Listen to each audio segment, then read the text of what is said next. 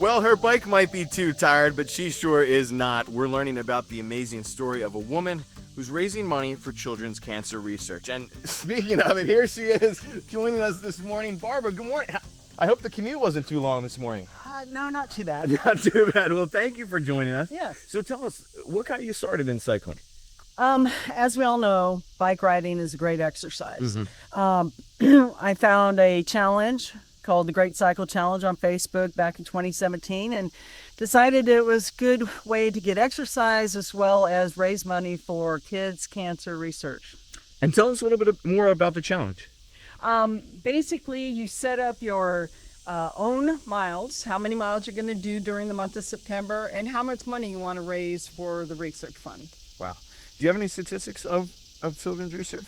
Yes, unfortunately, over 15,000 children a year are diagnosed with some form of cancer, and up to 38 children die each day. Wow, heartbreaking, very heartbreaking.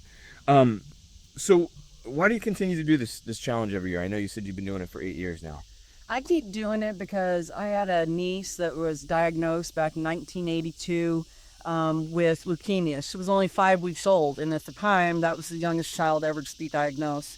And they didn't expect her to live past the age of 2. And thankfully, she made it past 2, went into remission, and had a pretty good life until she was 24. And the medications that they'd been using had damaged her lungs, and she ended up in a wheelchair.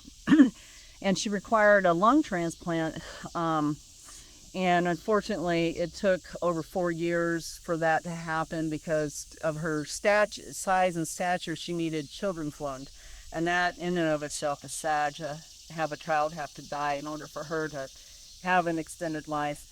But she did get new lungs at 28 and got to travel and do things that we always take for granted. And unfortunately, when she turns 30 or around about, she came down with pneumonia and ended up passing away. Oh, I'm so sorry. I'm so sorry. So I ride every year in her honor. That's great. That's a great memoriam, and thank you for sharing your story. Why do you think this is important for other people to get involved? It's important because, as we all know, cancer is there no matter who it is, whether it's a child or an adult. But children especially, they don't deserve to be in pain. They don't deserve to be sick. And so we need to work to raise money so that they can do the research to either find better medications, better innovations that won't impact their bodies as much, put them in remission so that they can live a full life, or, heaven forbid, find an actual cure for these cancers. Yeah. I know you said your goal in September is 100 miles. Right. Where do you think you're going to ride to achieve that? Any bike paths in particular or anywhere? Well, normally, when I used to live in Easton, I rode the bike path in Easton, the Rails to Trail. But when I moved a couple of years ago to Seaford, I had to find new routes. So I ride mostly in my neighborhood, and then I venture out onto Woodland Ferry Road and come back, using that roundabout. But sometimes I change it up. You don't want to do the same route all the time. It gets a little boring. Yeah. Now, for people who want to get involved, how can they do that?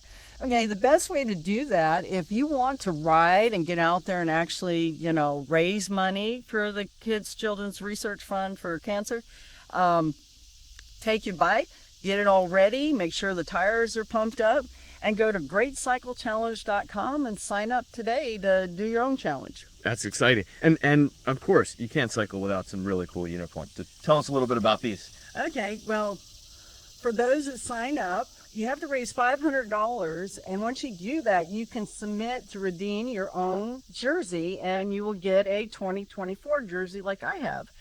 This year they went with the full zip-up version. Uh-huh. I'm not exactly sure if I like it or not. A little easier to get on, that's for sure. After you've ridden for a while, they might offer to have you become a Great Cycle Challenge champion, which is what I am. And that entails getting out there and trying to get more people out there riding their bikes, raising money, and of course, doing media and other things to bring awareness to the community. That's great. And how about for people who maybe don't like to ride a bike, can't ride a bike? Can you donate? Can you donate money? Oh yeah, certainly. If you want to support me in my challenge, right now I'm trying to raise $2,000. If I raise that much, I'll of course up it. But you can go to greatcyclechallenge.com/riders/Barbara Gilbert and donate today online. That's exciting. That's exciting. Thank you so much for sharing your story. Thank you for being here. We're so happy that you're here, and we can't wait to do another story when you've raised all this money and biked all these miles in September. So thank you for being here. I know you've got a lot of training to do, so thank you for taking the time with us. I know Nice meeting you. it was great. Thank you. Get on my way. All right, there she goes. Training for 100 miles in September. I don't know. I couldn't do that. I bike 5 miles and I'm very, very winded. So we're very, very glad that we can share her story. And DelmarvaLife will be right back.